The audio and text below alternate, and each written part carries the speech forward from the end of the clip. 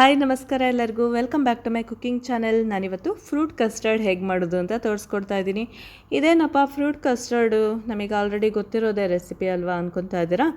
ನಾ ಈ fruit custard ಮಾಡಲಿಕ್ಕೆ ಕಸ್ಟರ್ಡ್ ಪೌಡರ್ನ ಯೂಸ್ ಮಾಡ್ತಾ ಇಲ್ಲ. ಈ ಕ್ರೀಮಿ ಹಾಗೆ ಈ ಸಖತ್ ಯಮ್ಮಿಯಾದ ಫ್ರೂಟ್ ಕಸ್ಟರ್ಡ್ ಹೇಗೆ ಮಾಡಿದೆ ಅಂತ ನೋಡೋಣ. ನಾನಿಲ್ಲಿ 2 ಕಪ್ಪಿನಷ್ಟು ಹಾಲನ್ನು ತೊಗೊಂಡಿದ್ದೀನಿ. ಇದಕ್ಕೆ 1/4 ಕಪ್ಪಿನಷ್ಟು ಕಲ್ಸಕ್ಕರೆಯನ್ನು ತೊಗೊಂಡಿದ್ದೀನಿ. ಕಲ್ಸಕ್ಕರೆ ನೀವು ಪುಡಿ ಮಾಡಿ ಹಾಕ್ಕೊಳ್ಳಿ. ಹಾಗೆಯೇ ಈ ಒಂದು 2 ಕಪ್ಪಿನಷ್ಟು ಹಾಲಿಗೆ ಎಕ್ಸ್ಟ್ರಾ ನಾನಿಲ್ಲಿ 1/4 ಕಪ್ಪಿನಷ್ಟು ಹಾಲನ್ನು ತೊಗೊಂಡಿದ್ದೀನಿ. ಅದಕ್ಕೆ ಕೇಸರಿಯನ್ನು ಹಾಕ್ಕೊಳ್ತಾ ಇದ್ದೀನಿ. ಹಾಗೆ 2 ಟೇಬಲ್ ಸ್ಪೂನಷ್ಟು ಕಾರ್ನ್ಫ್ಲೋರ್ ಹಾಕ್ಕೊಂಡಿದ್ದೀನಿ. 1/4 ಟೀ ಸ್ಪೂನಷ್ಟು ಅರಿಶಿನ ಪುಡಿಯನ್ನು ಹಾಕ್ಕೊಂಡ್ಬಿಟ್ಟು ಚೆನ್ನಾಗಿ ಮಿಕ್ಸ್ ಮಾಡಿ ಇಟ್ಕೊಂಡಿದ್ದೀನಿ ಅದನ್ನು. ಹಾಗೆ ಕುದೀತಾ ಇದೆಯಲ್ಲ ಈ ಹಾಲಿಗೆ 1/4 ಕಪ್ಪಿನಷ್ಟು ಹಾಲಿನ ಪುಡಿಯನ್ನು ಹಾಕ್ಕೊಂಡು ಮಿಕ್ಸ್ ಮಾಡ್ಕೊಂಡಿದ್ದೀನಿ. ಹಾಗೆಯೇ ಈ ಕಾರ್ನ್ಫ್ಲೋರ್ ಮಿಕ್ಸ್ಚರ್ನ ರೆಡಿ ಮಾಡ್ಕೊಂಡಿದ್ವಲ್ಲ ಅದನ್ನು ಕೂಡ ಹಾಕ್ಕೊಂಡ್ಬಿಟ್ಟು ಚೆನ್ನಾಗಿ ಥರ ಮಿಕ್ಸ್ ಮಾಡ್ಕೋಬೇಕು. ಆಯಿತಾ ಫ್ರೆಂಡ್ಸ್, ಚೆನ್ನಾಗಿ ಕುದಿಬೇಕಾಗತ್ತೆ ಅದು. ಹಾಗೆಯೇ ನಾನಿಲ್ಲಿ ಈ ಸಬ್ಬಕ್ಕಿಯನ್ನು ಕೂಡ ನಾನು 1 ಗಂಟೆ ನೆನೆಸಿಟ್ಟಿದ್ದೆ, ಬಿಸಿನೀರಲ್ಲಿ ನೆನೆಸಿಟ್ಟಿದ್ದೆ. ಇದನ್ನು ನೀವು 1 ಗಂಟೆ ಆದರೂ ನೆನೆಸಿಡ್ಬೋದು ಅಥವಾ ರಾತ್ರಿ ಇಡೀ ಕೂಡ ನೆನೆಲಿಕ್ಕೆ ಹಾಕ್ಬೋದು. ಸಬ್ಬಕ್ಕಿಯನ್ನು ಬೇಗನೆ ಬೇಯುತ್ತೆ. ನೋಡಿ, ಈ ಸಬ್ಬಕ್ಕಿ ಟ್ರಾನ್ಸ್ಪರೆಂಟ್ ಕಲರ್ ಆಗಬೇಕು, ಅಲ್ಲಿ ತನಕ ಕುದಿಸ್ಕೋಬೇಕಾಗತ್ತೆ. ಹಾಗೆಯೇ ಏಲಕ್ಕಿ ಪುಡಿ ಕೂಡ ಹಾಕ್ಕೊಂಡಿದ್ದೀನಿ.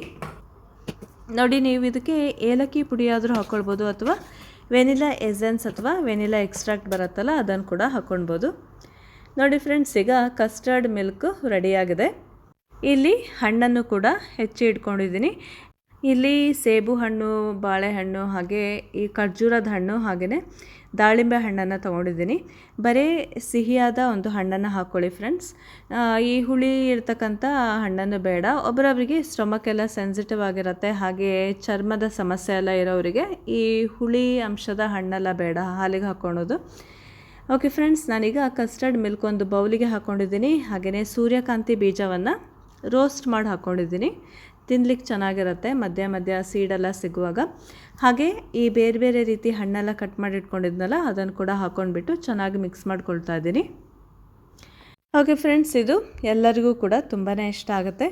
ನೀವು ಕೂಡ ಮನೆಯಲ್ಲಿ ಖಂಡಿತ ಟ್ರೈ ಮಾಡಿ ನೋಡಿ. ಕಸ್ಟರ್ಡ್ ಪೌಡರ್ ಇಲ್ಲ ಅಂತ ಹೇಳಿದ್ರೆ ಈ ಥರ ಕೂಡ ಮನೇಲಿ ಟ್ರೈ ಮಾಡ್ಬೋದು.